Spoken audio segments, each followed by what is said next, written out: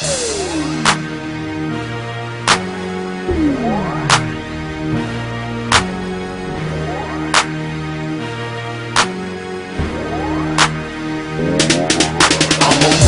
slave, runaway slave. I'm a runaway slave, runaway slave. I'm a runaway slave. Acknowledging the Creator, who is the source of all life, power, and health. Acknowledging our ancestors, in particular, our most recent ancestor, Dr. John Henry Clark.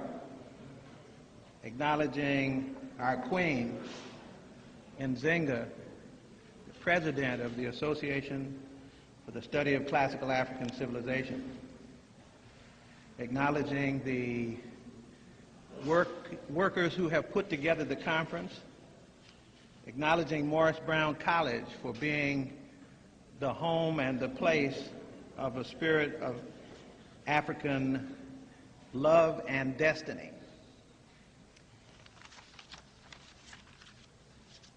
I got a letter dated July 24th from the president of the Association for the Study of Classical African Civilization.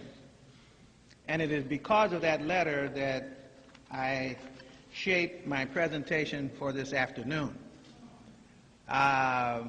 She is a vigilant person situated in a place where you can see trends, where you can see things happening all over the country, and in fact all over the world.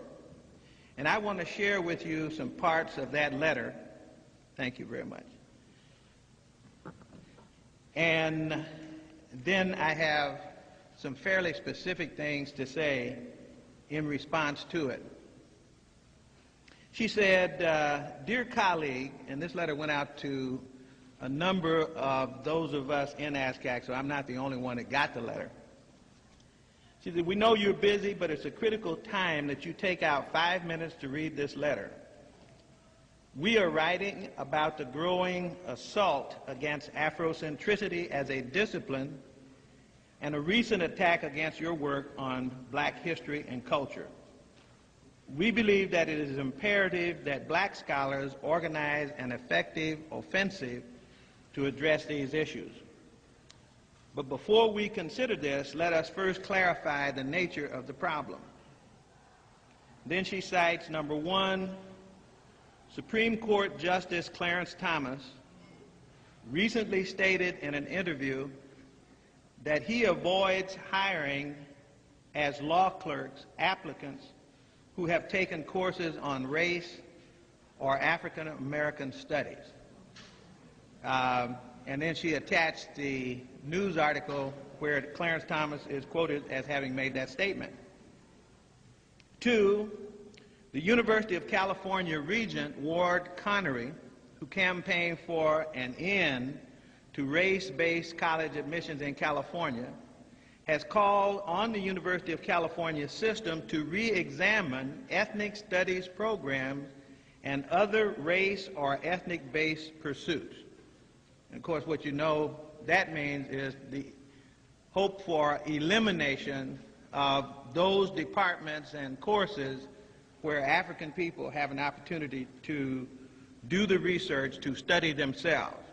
And as you know, Ward Connery is a Negro regent. Number three, Mr. Eric Martel, who is a high school teacher in Washington, D.C., has written to thousands of schools in the United States condemning Afrocentricity. And in his letter, he provides a list of black authors from Tony Browder to Francis Cress Welsing and their publications, and requests that the teachers and administrators remove these works from classroom libraries. So it's not just Tony and Francis, but if you saw the list, it's almost everybody that you read. That those are the books, Dr. Clark's book, Dr. Jop's book, John Jackson's books.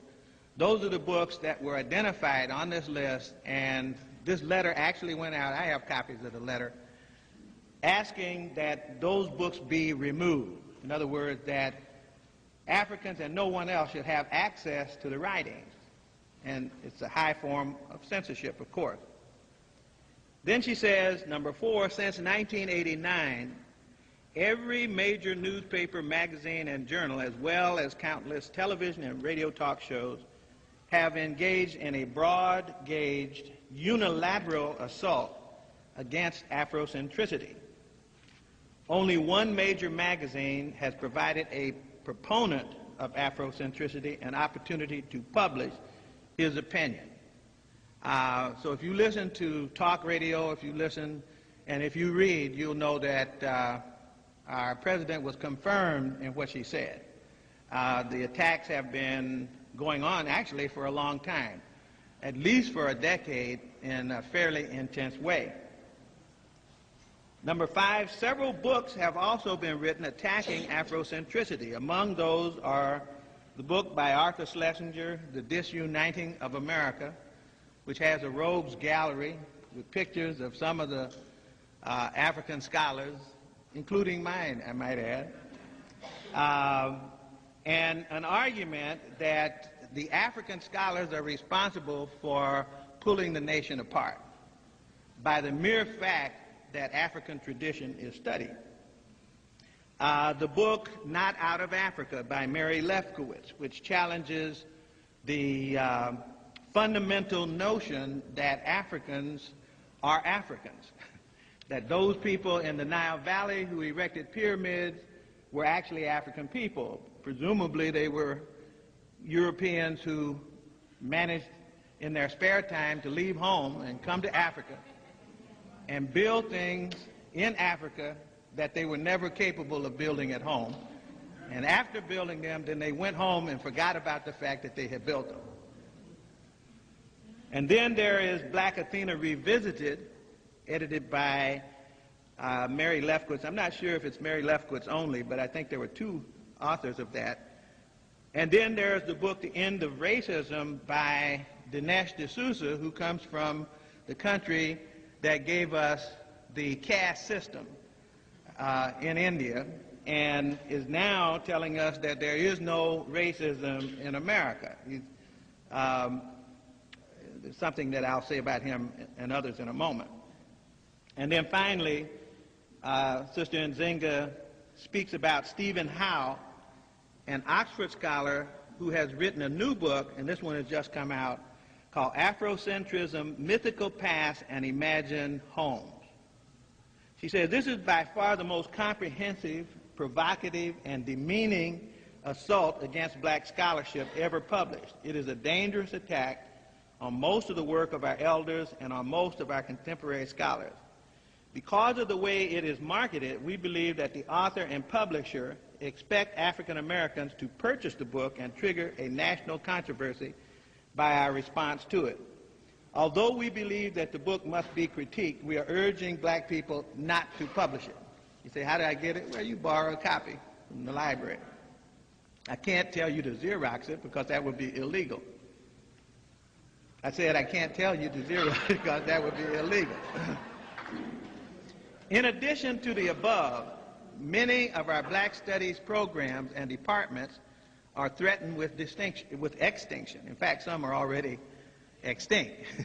Some of the core African studies departments are extinct. Those that are most African are those that are at greatest risk of being extinct, even as those that advertise themselves not to be African are being more fully funded. In spite of the growing threat to our publication and discipline, few black scholars have spoken out in defense of our tradition and our work. It is the opinion of the ASCAC board that this state of black indifference and denial in the face of growing menace that could destroy everything we have fought for can no longer be sustained. We must fight. Now that's in bold. That's bold, so I said it that way. In the spirit of Dr. Clark, Dr. John Jackson, Dr. Chancellor Williams, and countless others who have joined our ancestors. So here in Los Angeles, we have formed a steering committee of ASCAC to address the issues above. We've already outlined a national plan of action, but before finalizing it, We want to convene a meeting, and they talk about the meeting and when it would be called and where. So it is in part in response to that I would like to add some information and some perspectives of my own, because if we truly understand the nature of the struggle that we are a part of, it's really not a struggle per se about information. It's a struggle per se about unity, about bonding, about the connections of the African family to itself. That has always been the problem. Our existence as a people is what the problem is. The matter of information and the attack on our information about ourselves is a symptom of the old problem that Europeans have of attempting to find a way to destroy the unity in the African community. And so we came into this world evolved as members of families, either little families or big families. Sometimes we call them tribes, sometimes we call them nations. More appropriately, perhaps in the language of today, we should call them ethnic groups. The group of family that has a bond, and the glue or the bond is really the shared cultural heritage, the shared memories of the group. But what I wanted to do was to try to put in perspective this attack that is identified in this letter from our president.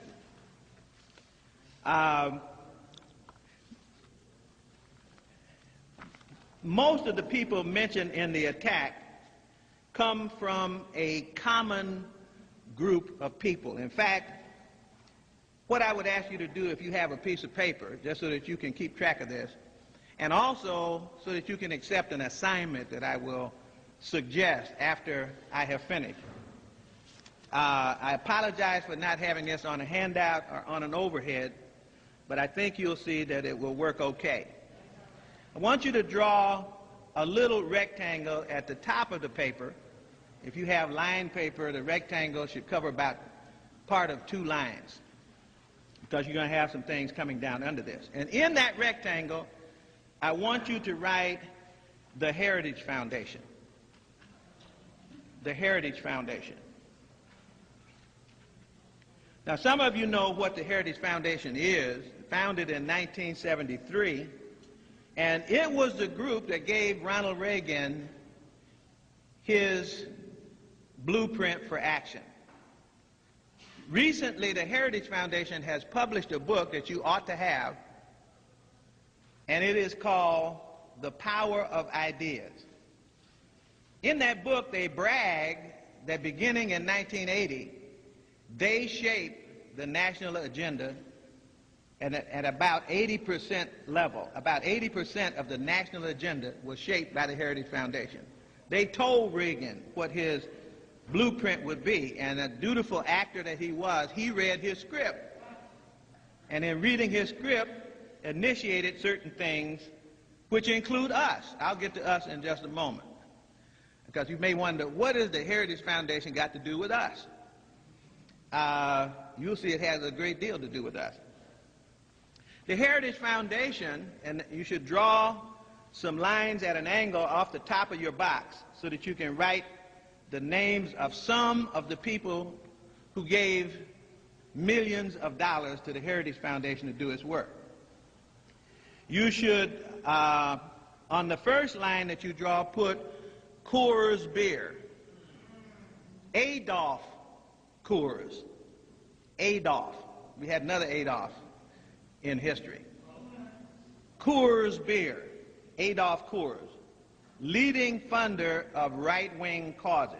Got in trouble because of some of the advertisement that Coors Beer was making. They had to back up, and then now they come out with a calendar for Black History Month, but don't be mistaken what the agenda is.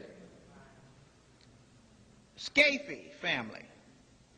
You recognize the Scafee family because they're behind the support of Kenneth Starr in the attack on the current president of the United States. So these are people, and we're talking about foundations that have hundreds of millions of dollars to spend on their agenda. The Bradley Foundation from Milwaukee, hundreds of millions of dollars to spend, and Coors, Scafee, and Bradley all contribute to heritage. The John Olin Foundation, hundreds of millions of dollars to spend, and it also contributes to the Heritage Foundation. So if you'll put on those top lines Coors, Scafee, S-C-A-I-F-E, Bradley, and Olin. Now I want to tie some of these together with some of the things that were mentioned in the book and with the mission of ASCAC, because whether you know it or not, to my knowledge, there is no group of scholars anywhere in the world currently under attack for writing their history other than the Africans who are working in the United States and in England mainly. Nobody else is under attack for writing their history. And let me say this, everybody who writes their history, no matter who it is, will be under attack.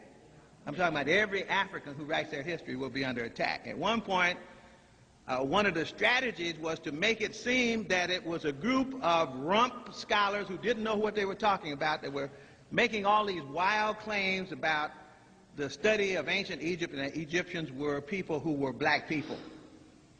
Brother Obadele Williams and I did an article once called "The Struggle to Bring True African History into Being," and that's published as an occasional paper of ASCAC, and in it, the names of those scholars who have always taken this position, going back to Martin Delany, W.E.B. Du Bois, and so forth, the scholars who, with the so-called impeccable credentials, whatever that means, have always argued, if they have studied that question, that the Africans of the Nile Valley were black people. And I also wrote another article called "Bringing Ma'at" for the Journal of African Civilization, because they were floating this notion around on their propaganda machine that it was only a handful of guys who were out here and few women writing this kind of material.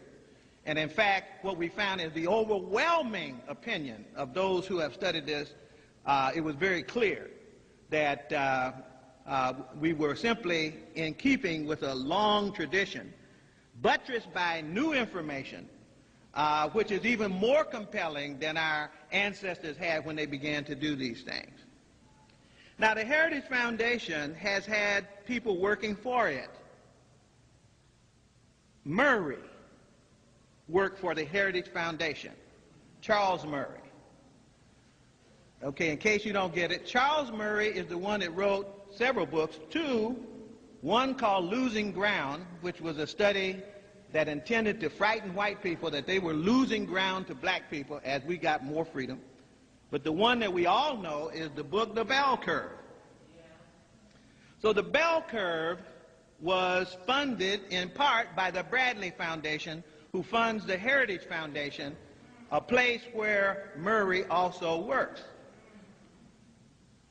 Stick with me now. So you put Murray's name down there, draw a little line between him and the Bradley Foundation and the Heritage Foundation, and also on the right side of your paper, draw a little box for the American Enterprise Institute, which is also funded by some of these same foundations that fund the Heritage Foundation. American Enterprise Institute, and it has some interesting activities, people, and publications to its credit.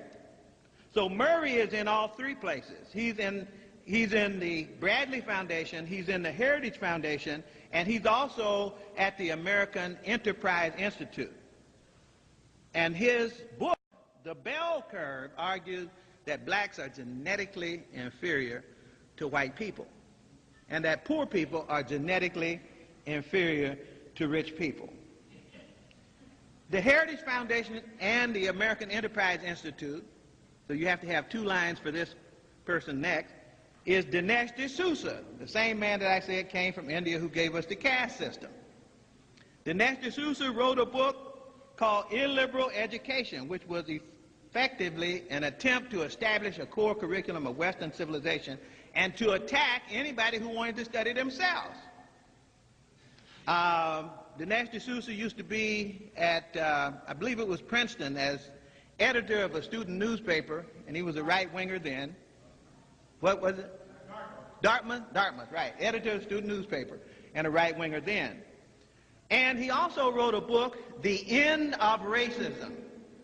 The End of Racism, which argues that there is no more racism.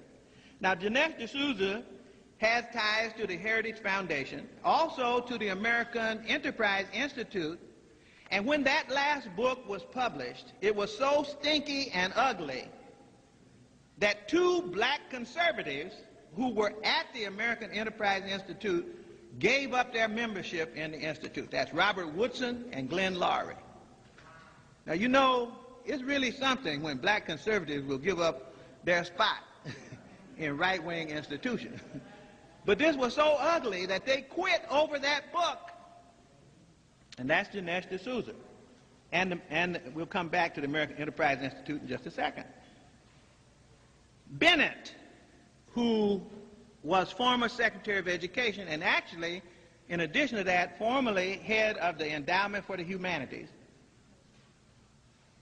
has argued that E.D. Hirsch's book, Cultural Literacy, which outlines the 4,000 things that everybody is supposed to know, which is really a reaffirmation of Western civilization and a negation of African civilization, because we have a little pepper in there. They'll say something about Martin Luther King, something about Maya Angelou and stuff like that.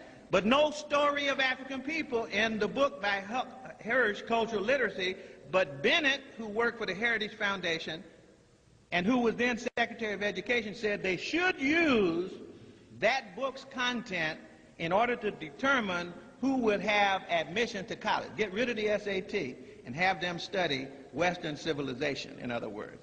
That was Bennett's thing. Now, Bennett was also head of the Endowment for the Humanities when the black psychologist submitted a videotape that I do called Free Your Mind, Return to the Source, thinking that they were going to get funding from the Endowment for the Humanities to produce that show. Well, I told them beforehand they weren't going to do it, but they insisted, so we created a little 30-minute pilot.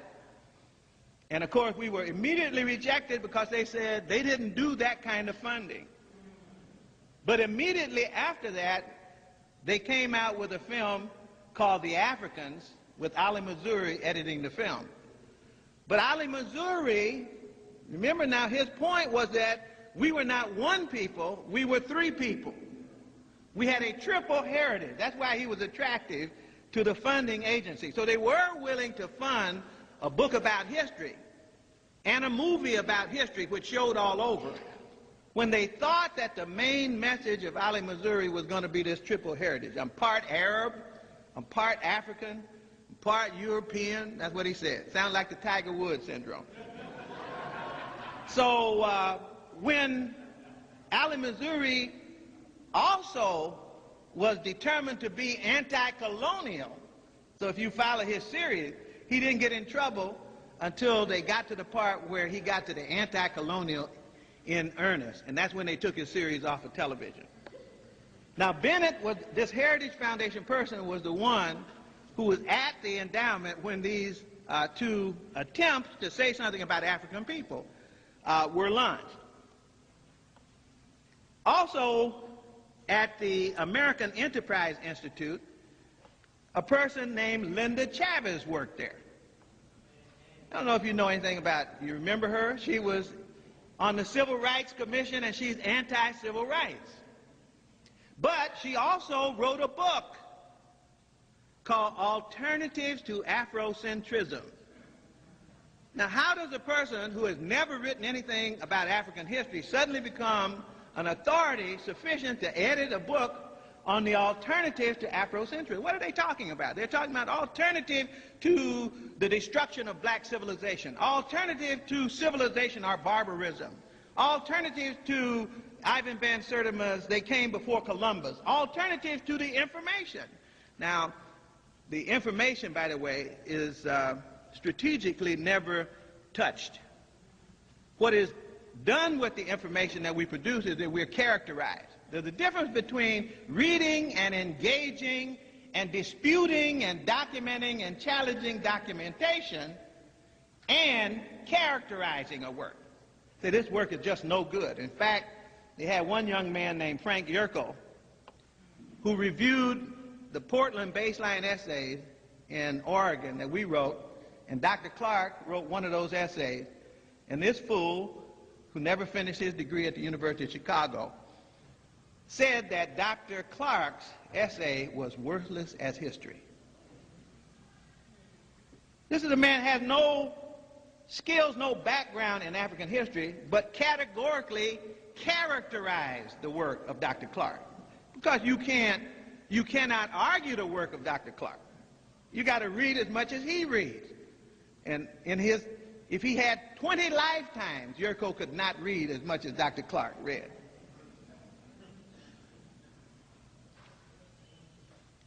The American Enterprise Institute, followed by the Olin Foundation. Now remember, the Olin Foundation is one of the funders of the Heritage Foundation. The Olin Foundation has an interesting history. You notice that I'm only picking out foundations that are attacking the content of African studies. That's all I'm doing. They do a lot of other things too. For example, these are the same people that are anti-public schools. They're anti-voucher, or they're pro-vouchers, pro-choice, pro-decentralization. So that's a whole other set of agendas that they have. And you need to pick up this book by the Heritage Foundation on the Power of Ideas in order to understand what their full agenda is. But remember, Olin, who funds Heritage, also is a foundation where the man who used to be the executive director of Olin now becomes the executive director of the Bradley Foundation. I'm trying to tie all these foundations together. They're tied together because they have the common agenda of trashing African people's attempt to study themselves. The Olin Foundation funds a book by Mary Lefkowitz, Not Out of Africa. Not Out of Africa. You see what they have in common. The Attack, a book like Alternatives to Afrocentrism, a book like Closing of the American Mind, which was also funded by the Olin Foundation. So there are two major anti-African books funded by the Olin Foundation, John M. Olin Foundation. Closing of the American Mind was written by a professor who had been at, up in New York, what's the name of the New York University? I'm blocking on it right now. Not Stony Brook, where Jim Turner is. Cornell. The Olin Foundation, Olin was on the board of directors of Cornell when the black students took over the president's office and with guns and demanded that African studies be taught. One of the angry professors at Cornell was a man named Bloom. Bloom was then given by Olin the money to publish the book, The Closing of the American Mind. You ought to get the book, The Closing of the American Mind, and see what it says about African studies. It's one of the most vicious attacks on African studies. It said that the universities gave in the 60s and allowed black people to come in and establish their coursework, and it stimulated the brown people and the red people. Everybody started asking for the opportunity to study themselves, and that destroyed the idea. Actually, it destroyed the myth of Western civilization. That's what it destroyed. Because there's somebody else that has civilization. There's not just one civilization in the world. There's many more civilizations than one. And most people weren't even trying to attack Western civilization. They were trying to attack Western civilization's attack on African civilization. So the Olin Foundation funds this angry professor who then goes to Chicago and publishes his book, The Closing of the American Mind. Now you need to know what happens to these books. The Closing of the American Mind, it was actually very popular when I got out here in Georgia. Presidents of colleges all over America had this book, and they called meetings of their faculty. You know, I don't remember the whole time I've been in academia another time where presidents have called whole faculty meetings so that someone could discuss a book. And this book was about the threat to the content of the curriculum of colleges and universities. Closing of the American mind. And then, of course, Not Out of Africa. We've also had another book that is highly recommended and is tossed around in academic circles, and that's a book by E.D. Hirsch, Cultural Literacy, which argues that not so much that the black curriculum is wrong, but the white one is right. And that if you establish what the white one is, then that will leave out any room for this other curriculum that African people are talking about. Now, there's another book that followed out of Lefkowitz's book funded by the Olin Foundation, and that book is called Black Athena Revisited. And the purpose of that book was to get Bernal. See, because they had one white guy that looked like he was agreeing with us, and so they had to wipe him out, or attempt to wipe him out. Actually, there were more than that if they had known their history. There were, Godfrey Higgins, they had Gerald Massey, and they had a whole lot of other people, including Basil Davidson, who gradually has begun to move up with some kind of support. But that's not the issue for us. The issue for us is what it is that we want to say about ourselves. Now, let me say this. The Heritage Foundation, just so that we'll stay in tune, is the home of Clarence Thomas. So Clarence Thomas's ideas existed before Clarence Thomas became socialized by the Heritage Foundation. In fact, I know when he got introduced to the Heritage Foundation. 1980, there's a book called the Fairmont Papers. And there are about 15 or 20 Africans who were called to a meeting on African leadership, black leadership, and black history by white people. And the person who called the meeting, who chaired it at least, was Ed Meese from the Reagan administration. So can't you see this? A meeting about the new black agenda being called by the right-wing Republicans, chaired by Ed Meese, to which all these brothers went to audition. One of those who auditioned at that meeting was Clarence Thomas, Clarence Pendleton, Tony Brown, I think Thomas Sowell was there and something. There were names that you would recognize. And so right after that meeting in 1980, many of these people became very prominent. They could get on any kind of television program, write any kind of book, publish any kind of thing they wanted to publish, because they're supporting what? The ideology developed in these right-wing foundations. For example, Clarence Thomas argued that some of his legal positions are rationalized by a position on natural rights. You have to go back into Heritage Foundation documents to find out when natural rights became the primary theoretical basis upon which public policy and law should be based. It's a little hard for me to believe that Clarence Thomas came up with some of this stuff on his own out of Pinpoint, Georgia.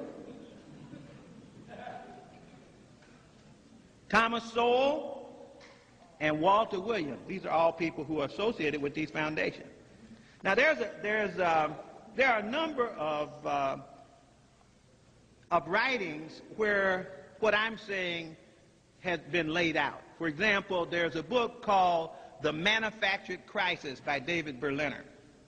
It has a chapter in it as to why it is that certain kind of attacks are being made on public education and what is the role of these different people in it. In fact, it dissects the right wing and tells you all three branches of the right wing, names, organization, just like I'm telling you right now, what the name of the organization is, what its program is, what its publications are, and these are things that we need to know. In other words, if you don't understand where the source of the problem is located, then you might take one of these people who are peripheral to the whole operation, go after that person, and the source is still intact. That's why I'm saying these things. Let me give you an example of one publication in addition to the one I just mentioned. There's an outfit called Rethinking Schools. This last one is called Selling Out Our Schools. But it has a lot of articles in here on the right wing. And let me say this. Just because I'm talking about the right wing doesn't mean the left wing is any better. Let me just say that. don't believe that just because the right wing is the one that is prominent right now in the overt anti-African bias, that the left wing is any better. Both wings have no interest whatsoever in having us recover our historical memory. And they will do whatever they have to do. Schlesinger comes from the left with his book, Disuniting of America.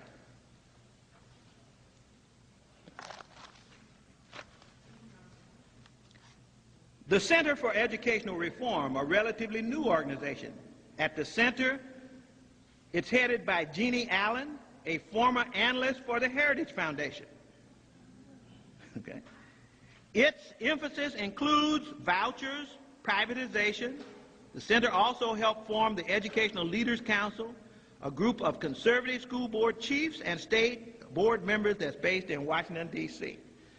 Remember now, everyone, what I'm trying to illustrate by calling names is the fact that it is not a foundation. It is not even the collective of the foundations separately. It's the interlocking network of people within those foundations that have a grand strategy that's being executed as manifest in at least their publication record, but also in the propaganda that goes out over talk radio, propaganda that goes out in news magazines and so forth. Here's another one. Center for the Study of Popular Culture, founded in 1988 by former leftists. These are guys who used to be on the left wing, David Horowitz and Peter Collier. This center is the pit bull of right-wing think tanks. It focuses, now notice where they focus. See, some of these think tanks focus on things like flat tax. That's Steve Forbes. And you got some right-wingers that are in there with him. But I'm not worried about those. What I'm concerned about are these that have cultural agendas. And what cultural agenda means? Anti-African agenda. So that they have, in this Center for the Study of Popular Culture, it focuses on cultural issues, and it led to the attack on the Corporation for Public Broadcasting and the National Endowment for the Arts. Remember when they wanted to take all the money away because they didn't mind their people getting grants, but they didn't want our people to get grants. The Educational Excellence Network. Listen at the names of these. The Educational Excellence Network, a project of the Hudson Institute.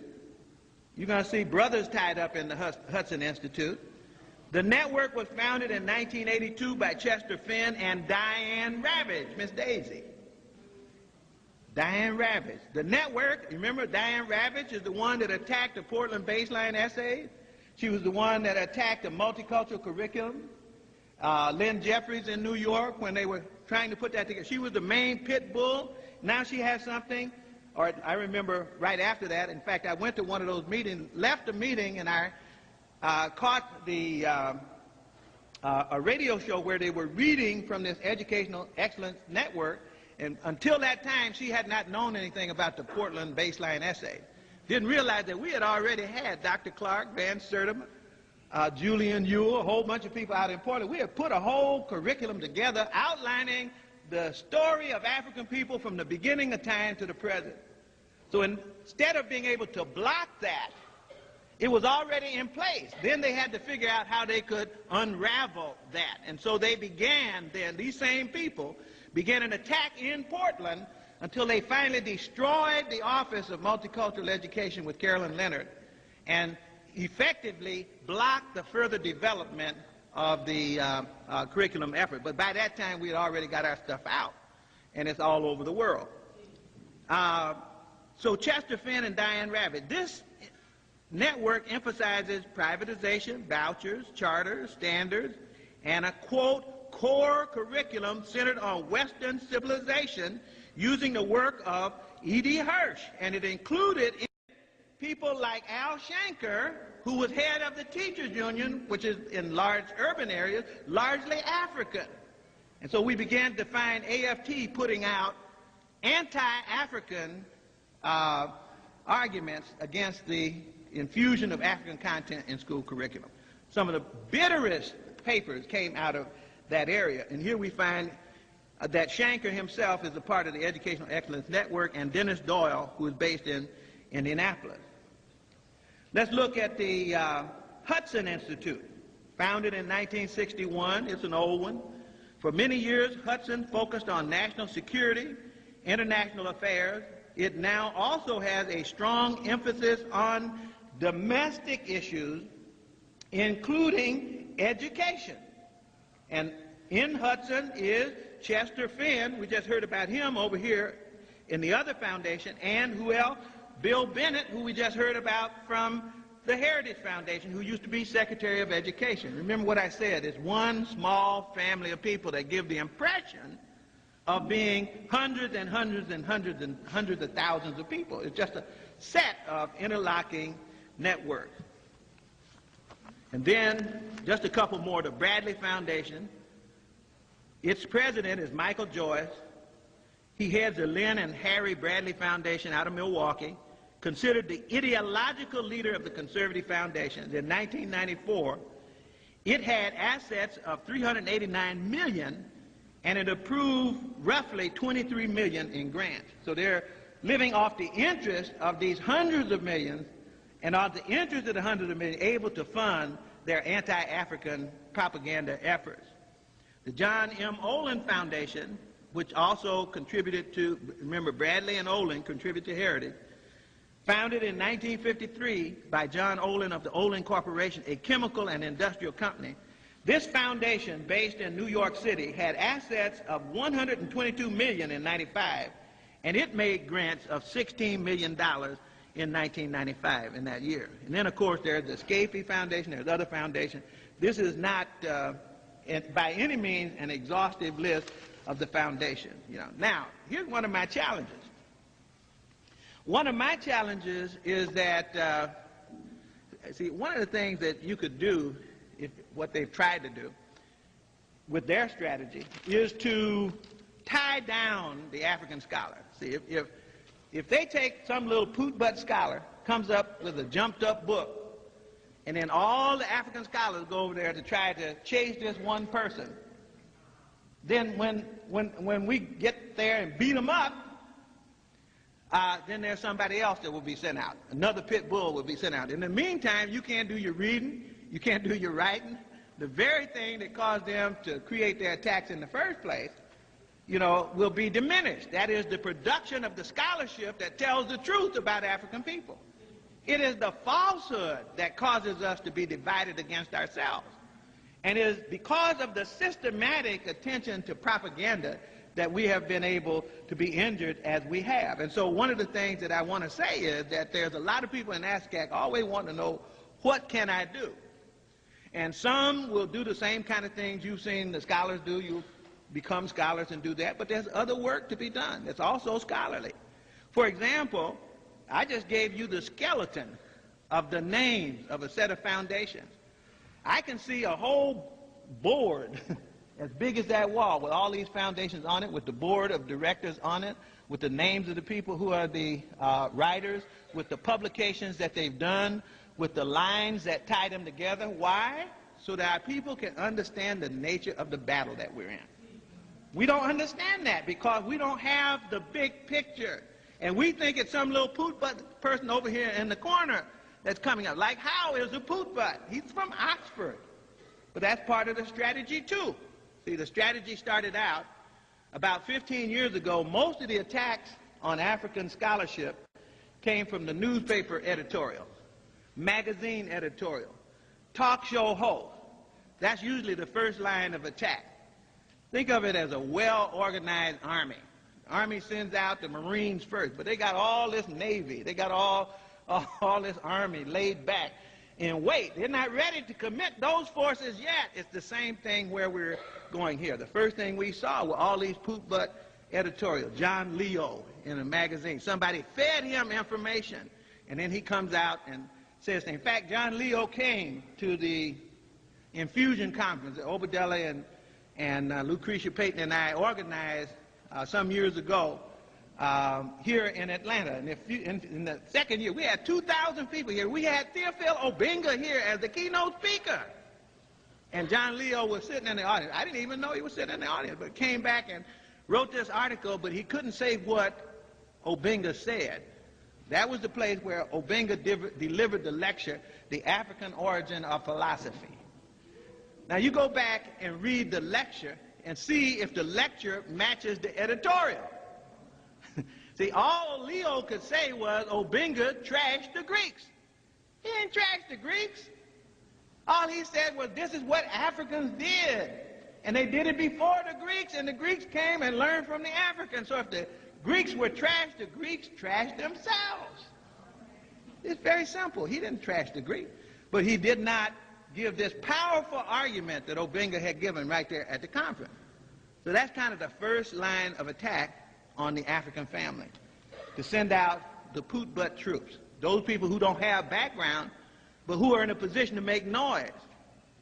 The second thing they did was to identify scholars who had a reputation, but not in the field that they were criticizing. Remember a guy who used to be a historian, an American historian.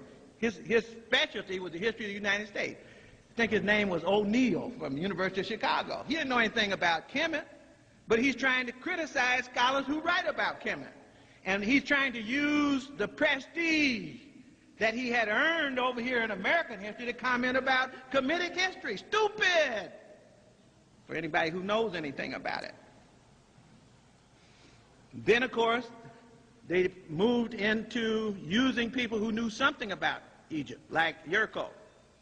Frank Yerko is now director of the Field Museum, or was, in Chicago. He was a student at the Oriental Institute in Chicago, where you study Egyptology. But the word on the street was that he was never going to get his degree. And so far, I don't think he ever has. But then he, as a junior person, could be run out there to do battle with the Africans. Why do you suppose they did that? Why didn't the full professors of Egyptology come out and do battle with us? Why do you think they didn't?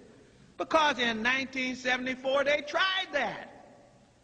They had all of those great professors in Cairo at the Cairo Symposium. And Sheikh Anta Diop and Theophile Obenga kicked them from one end of Cairo to the other. Get the UNESCO General History of Africa and read the minutes of the meeting of the Cairo Symposium. And it's very clear that academically, the Africans were the only ones that had anything to say. And that's what the reporter said. He said everybody who came to this conference knew that this was going to be an academic argument about the race of the ancient Egyptians, whether they're black or white people. He said, but we've been here now for several days, and only Obinga and Diop have done their homework. So there was a real lack of balance in this discussion. In other words, when they got 20 Egyptologists, only 2 Africans among them, in the same place, looking at the evidence, all the evidence of their critics fell apart. So now, do you think those same people are going to want to come back and do much debating anymore? No. The Temple University Conference, we brought them in there too. They had Brother Malefi and Brother Finch, Brother Maulana, and then they had people like Ashtor, the great Assyriologist, Mudimbe, the Negro African, was there. We have videotapes of all of these confrontations, folks. And clearly, we didn't have to go home with our tails between our legs. The videotapes are overwhelming proof of the fact that we can stand our own ground when they get their best up against us. So naturally, the people in those ranks, see, because what are you going to do if you're a scholar?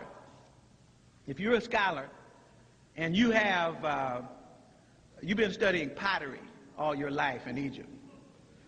Maybe you're a scholar, you've been studying architecture all your life in Egypt. And then somebody comes and asks you, are the Egyptians black or white? Your only answer is, I don't know. Because have you studied physical anthropology as well as architecture? See? And if you don't know how to do DNA samples, which they're now doing on mummies, if you don't know how to do physical measurements, and the type of measurements that physical anthropologists do in order to identify phenotype, if you don't know how to do those things. So most Egyptologists are not scientists of any kind. I don't know whether you know that or not. That's why they're in such bad shape right now on dating. That's why they got caught off base in dating Horemheb. That's why they got caught off base dating certain kinds of temples. That instead of dating, they're half Too little, at least. Horamaket is somewhere around 10,000 years ago, and they said 5. You know, why did they say 5? Because they're trying to find out by using inscriptions, instead of using geology, instead of using astronomy, instead of using the academic discipline that would give you additional evidence to help you interpret the text. So right now, Egyptology is in bad shape, no matter who beats up on them, whether it's the African scholars, whether it's the geologists and the seismologists and the astronomers. They're in bad shape. So generally, they keep their mouths shut. How many of the famous Egyptologists have you seen write a technical paper on the phenotype of the ancient Kamites? How many have ever seen one? See? They just don't do it because they are unprepared to do it. And that's why Obenga and Jock, who had the multidisciplinary skills in science in addition to the multidisciplinary social science skills, were able to integrate all that information and to do things that cannot be published now. All they can do is characterize it. They can say, that's not good, that's not good enough. That's characterizing, not engaging and challenging the documentation. And then, of course, now what we have is academic propaganda. If you read Mary Lefkowitz's book, Not Out of Africa, if you read Lowe's book, forget the exact title of that book that just came out. If you read those books, you'll see they call every name in the book. Lowe's book is a joke. They call, I don't know how many names. If you ever picked up a book on Egypt and you're black, your name is in the book. So you're in the bibliography. All the names are out there. Runoko is in there, you know. I'm in there. All of us in there in the book.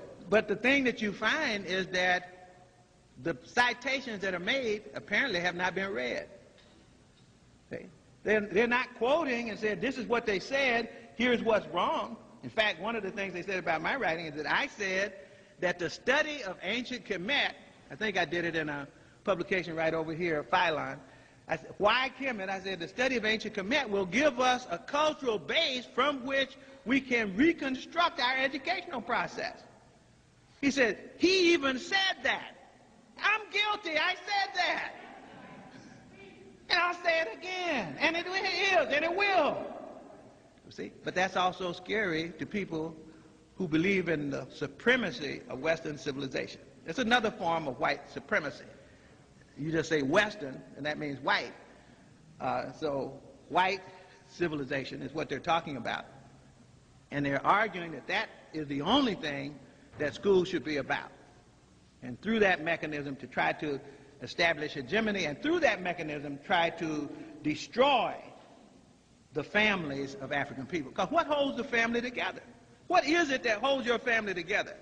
It's when you sit down in the evening and say, we are the Smith family.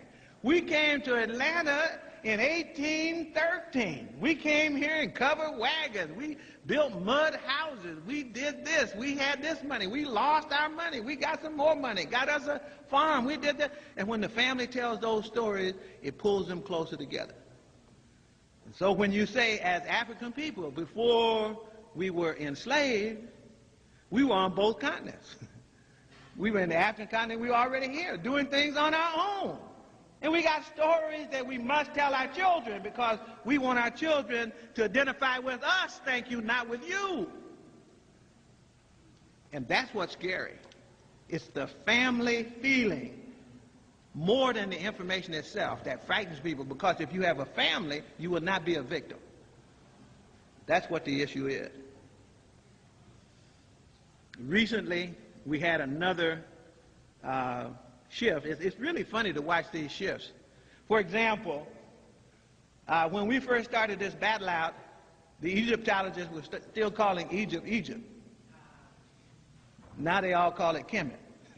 Why do you suppose, if they knew it was Kemet in the first place, why didn't they call it by its name? There's no place where Egypt appears in the text. But the Egyptologists now have a magazine called Kemet. So we were the ones that put that out there, you see? So we moved them to a place because their position was so absurd, the kind of things that they were saying, and still are saying. You know, Brother Mario got me, he blew my mind. He just got mad. He got He said that we were getting this notion about the mystery system from the Masonic order and so forth. And he said, well, let's go back and see what the text say. And he can't quit reading. He's finding so many references to the mystery system that the white folks say didn't exist, and that the only place we could have understood anything about a mystery education system was to get it from them. Okay. So they're ridiculous. They're standing out there on air, and this is part of the problem. So they had this one little exhibit, and it was kind of funny to me because for once they pulled together Egyptologists, including the interesting Frank Yerko in Indianapolis, and there's a little book that's been published called Egypt in Africa. And my article in it is called Are Africans African? I mean, why should we even have to sit up and argue whether Africans are Africans or not, whether they're black or not?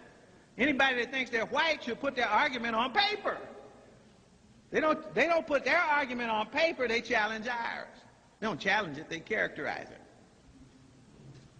So the work that ASCAC has to do is extremely serious. Part of what you got to do in order that every time something like this comes up, you don't tie Brother Tony Martin down for the next year building a book to refute a fool, that you don't tie Runoko Rashidi up.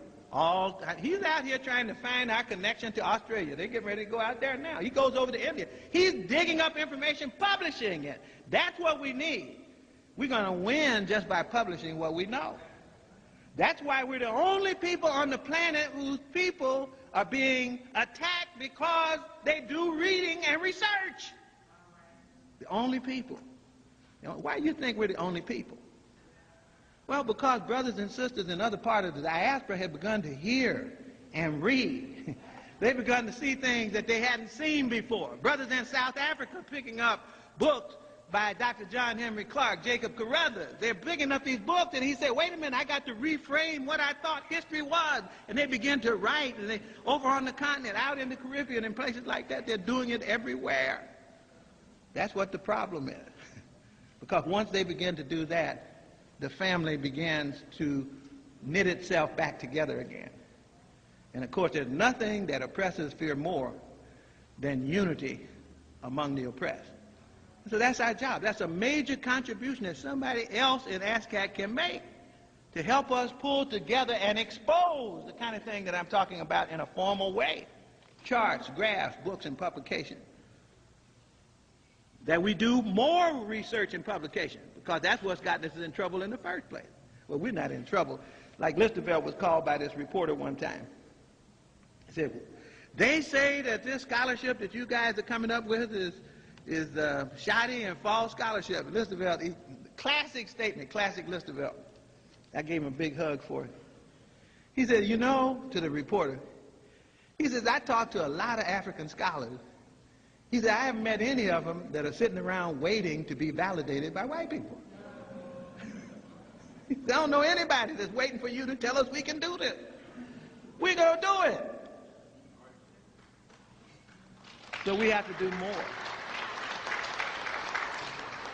And above all, we need more dissemination. We got to get this stuff out there.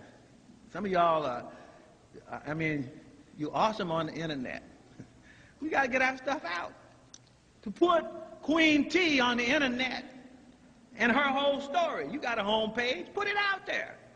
You know, to put the bibliography out of the books that we need, put it out there. As well as put all this foolishness out.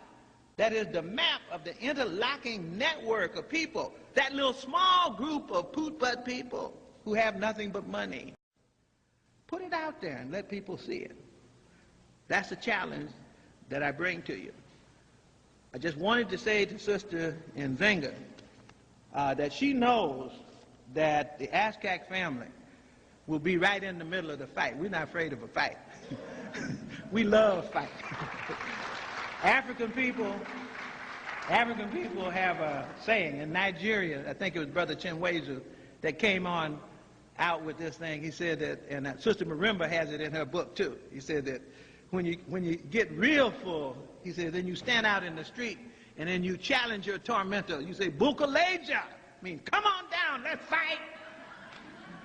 That's what we say now, Bukaleja, because we know where we're going. We know where we've come from, and we know how we're going to get where we're going. Thank you.